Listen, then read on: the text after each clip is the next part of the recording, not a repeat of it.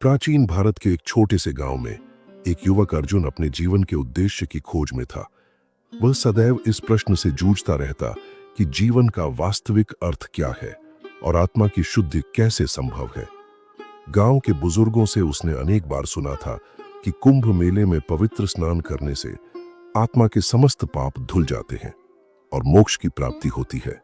यह विचार उसके मन में गहराई से बैठ गया था, लेकिन वह इसके पीछे के आध्यात्मिक रहस्य को समझ नहीं पा रहा था। एक दिन गांव में एक संत महात्मा का आगमन हुआ। अर्जुन ने सोचा कि यह उसके प्रश्नों के उत्तर पाने का उचित अवसर है। वह संत के पास गया और अपनी जिज्ञासा व्यक्त की। महात्मा जी, मैंने सुना है कि कुंभ में स्नान करने से आत्मा शुद्ध होती है और मोक्ष की प्राप्ति होती है। क्या आप मुझे इसके पीछे का आध्यात्मिक रहस्य समझा सकते हैं? महात्मा ने मुस्कुराते हुए उत्तर दिया, पुत्र, कुंभ का स्नान केवल शारीरिक क्रिया नहीं है, यह आत्मा की गहराई में उतरने का एक माध्यम है। समुद्र मंथन की पौराणिक कथा के अनुसार देवताओं और दानवों ने अमृत के लिए समुद्र का मंथन किया था। इस मंथन से अमृत कलश प्रकट हुआ, जिसे लेकर संघर्ष हुआ और अमृत की कुछ बूंदें हरिद्वार, प्रयागराज, उज्जैन और नासिक में गिरीं। इसीलिए इन स्थानों पर कुंभ मेले का आयोजन होता है। अर्जुन ने पूछा, लेकिन महात्मा जी, इस कथा का आत्मा की शुद्धि से क्या संबंध है? महात्मा ने समझाया, यह कथा हमें सिखाती है कि जैसे अमृत की बूंदों ने इन स्थानों को पवित्र बनाया, वैसे ही आत्म अवलोकन, तपस्या और भक्ति के माध्यम से हम अपने भीतर के अमृत को खोज सकते हैं। कुंभ का स्नान एक प्रतीक है जो हमें यह याद दिलाता है कि आत्मा की शुद्धि के लिए हमें अपने भीतर के विकारों का मंथन करना होगा और अमृत रूपी सद्गुणों को प्रकट करना होगा।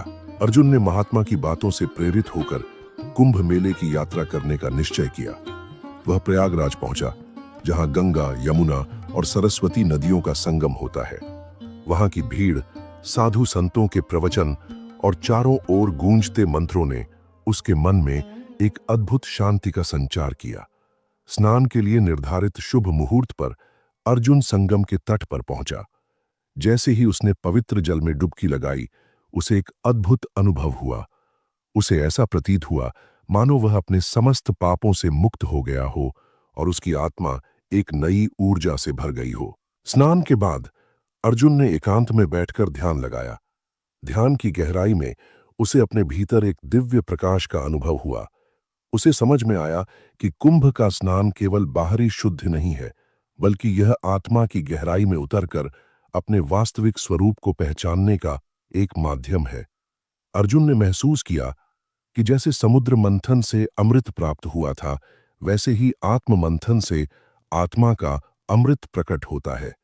कुंभ का स्नान हमें यह सिखाता है कि आत्मा की शुद्धि के लिए हमें अपने भीतर के विकारों को दूर करना होगा और सद्गुणों को अपनाना होगा। इस अनुभव के बाद अर्जुन ने अपने जीवन को एक नई दिशा दी। वह नियमित रूप से ध्यान, साधना और सेवा में लगा रहा। उसने समझ लिया था कि कुंभ का स्नान केवल एक धार्मिक अनुष्ठान नहीं, बल्कि आत्मा की शुद्धि और आत्मज्ञान की प्राप्ति का एक मार्ग है। इस प्रकार अर्जुन की जीवन यात्रा ने उसे यह सिखाया कि कुंभ में स्नान का वास्तविक अर्थ आत्म मंथन के माध्यम से आत्मा की शुद्धि और मोक्ष की प्राप्ति है। यह एक प्रतीकात्मक क्रिया है जो हमें अपने भीतर के अमृत को खोजने और जीवन के वास्तविक उद्देश्य को समझने की प्रेरणा देती है। अगर कहानी अच्छी लगी हो तो लाइक कर देना, और अगर इसी प्रकार की और कहानियां सुनना चाहते हो तो चैनल को अभी सब्सक्राइब कर लो और अपने दोस्तों को भी शेयर कर दो।